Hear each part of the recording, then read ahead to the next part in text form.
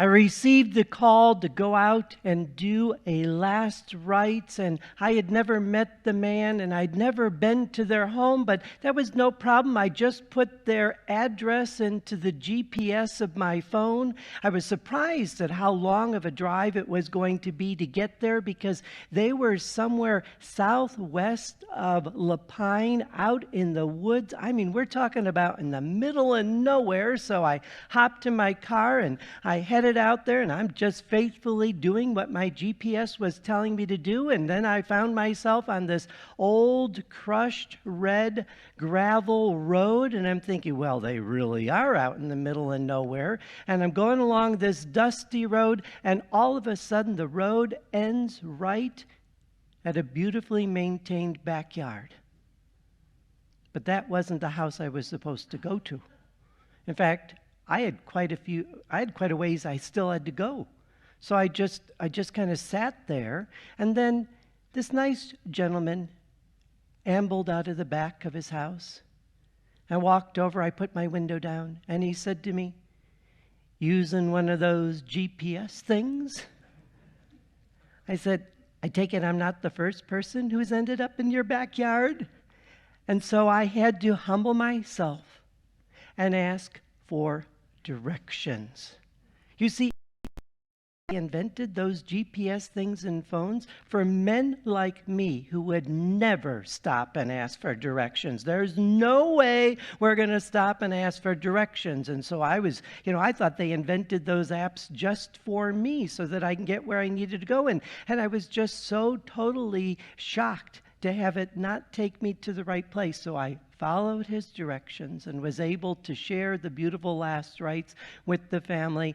And I was amazed that I was able to drive paved roads all the way back home again. It's amazing when you actually stop and ask directions where you can end up to be. But at least I wasn't one of those poor people who took an alternate route in the winter and found themselves trapped in the snow and needed search and rescue to come and get them. Now that would be humiliating. The challenge is, what happens when we are too prideful? What happens when we think we can just go it alone, all on our own? We don't need anybody else's help. And yet, too often, that form of pride, it leads us to getting lost.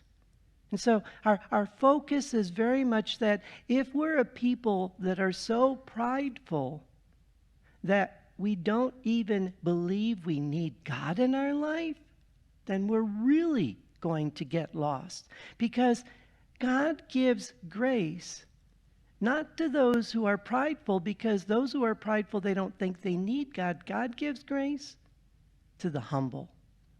As Max Lucado puts so wonderfully in his book, Unshakable Hope, the humble heart is quick to acknowledge the need for God, eager to confess sin, willing to kneel before heaven's mighty hand.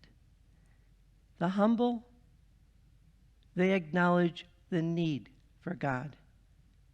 They acknowledge that way more than a smartphone, we need God to be our GPS. We need to recognize how important God is in our life, how we need God to show us the way, how we need God to point out the right path for us. God gives grace to the humble. We just need to trust that God will provide what we need for the journey. That's what Jesus was trying to teach his followers in the Gospel of Mark chapter 6, verse 8. Jesus instructed them to take nothing for the journey but a walking stick. No food, no sack, no money in their belts. Obviously, Jesus has never seen the way I pack before taking a trip. But it really helps me to focus that too often I just think I can do it all on my own. I can rely on everything that I think I need. And it always fascinates me when I get home from a trip and I'm taking stuff out of the suitcase and I hadn't even worn 2/3 of what I brought with me? Because too often we take too much stuff, too much baggage. And Jesus is like, trust me. This is all you're going to need. And what was wonderful is when they trusted in the Lord and they traveled that way, they were able to do more than they could have ever imagined. Imagine them anointing people with oil and curing them. Anointing people with oil and curing them. That is such a wonderful gift to be able to share, but it's only available to those who acknowledge that it's the Lord who is working through them. The Lord is traveling with them. But so often we're like, oh, well, it'll never happen to me. No, don't sell yourself short. I mean, that's what Amos was doing in our first reading, chapter 7, verse 14 to 15. Amos answered Amaziah, I'm not a prophet, nor do I belong to a company of prophets. I'm a herdsman and a dresser of sycamores. But the Lord took me from following the flock, and the Lord said to me, go prophesy to my people Israel. Don't sell yourself short. Amos did.